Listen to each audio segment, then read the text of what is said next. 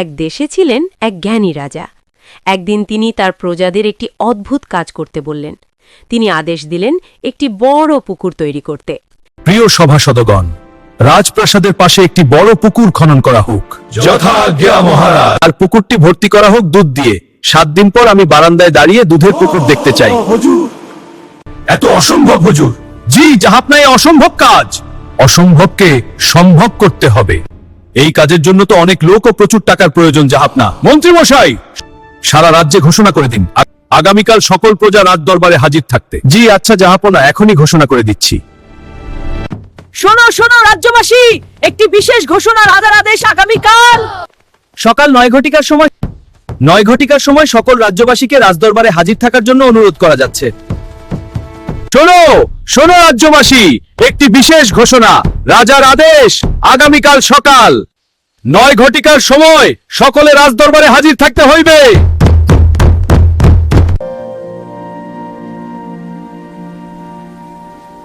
পরের দিন সকালে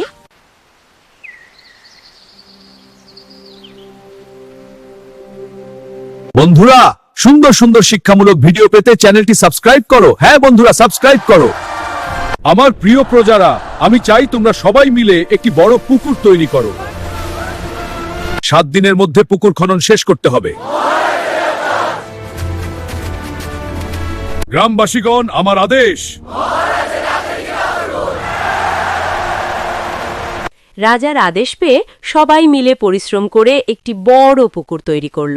7 দিন পর পুকুর তৈরি শেষ হলে রাজা আরেকটি ঘোষণা দিলেন। জাহাপনা, আপনার আদেশ মতো পুকুর খনন কাজ শেষ হয়েছে। বেশ বেশ, এখন আপনাদের আরো একটি কাজ করতে হবে। কি সেই কাজ জাহাপনা? প্রত্যেকের বাড়ি থেকে 1 গ্লাস দুধ এনে পুকুরে ঢালতে হবে। কাজটা করতে হবে সন্ধ্যা থেকে রাত্রের মধ্যে।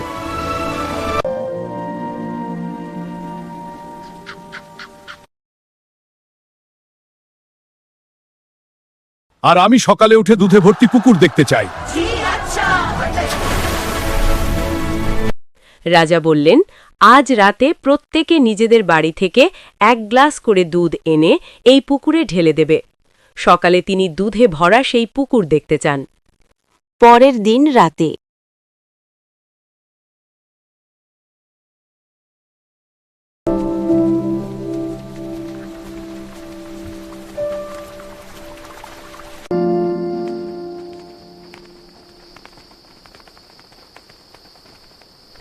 সবাই দুধ ঢালবে, আমি 1 গ্লাস পানি ঢেলে দিলে কি আর হবে? কেউ বুঝতেই পারবে না। সবাই দুধ ঢালবে, আমি যদি দুধের বদলে 1 গ্লাস পানি ঢেলে দিই তাহলে কেউ বুঝতেই পারবে না। যেহেতু সবাই দুধ নিয়ে আসবে, আমি যদি দুধের বদলে 1 গ্লাস পানি ঢেলে দিই তাহলে কেউ বুঝতেই পারবে না। রাজার কথা শুনে সবাই রাতে দুধ নিয়ে পুকুরের দিকে রওনা দিল। কিন্তু একজন লোক মনে মনে একটি কৌশল ভাবল। সে ভাবল, যেহেতু সবাই দুধ নিয়ে যাবে, আমি যদি দুধের বদলে 1 গ্লাস পানি ঢেলে দিই তাহলে কেউ বুঝতে পারবে না। যেমন ভাবনা তেমন কাজ। লোকটি সবার অগোচরে পুকুরে 1 গ্লাস পানি ঢেলে দিল।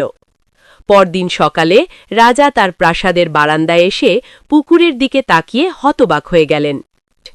তিনি দেখলেন পুরো পুকুরই শুধু পানি দিয়ে ভরা, সেখানে 1 ফোঁটা দুধও নেই। ক্ষমা করুন মহারাজ, আমাদের প্রতি ভাবনা হচ্ছে। এ কি, পুকুরে তো শুধু পানি। ক্ষমা করুন মহারাজ, আমাদের প্রতি ভাবনাই হরিলা। এই কারণেই ভালো কাজ করতে হলে প্রত্যেককে নিজের দায়িত্ব পালন করতে হয়। নৈতিক শিক্ষা। আসলে প্রত্যেকেই ভেবেছিল, আমি না দিলেও অন্যরা তো দুধ ঢালবেই। আর সবার সেই একই ভাবনার ফলেই পুকুরে দুধের বদলে শুধু পানি জমেছিল। বন্ধুরা, ভিডিওটি কেমন হয়েছে কমেন্টে জানাও। ভিডিওটি ভালো লাগলে লাইক ও শেয়ার দাও।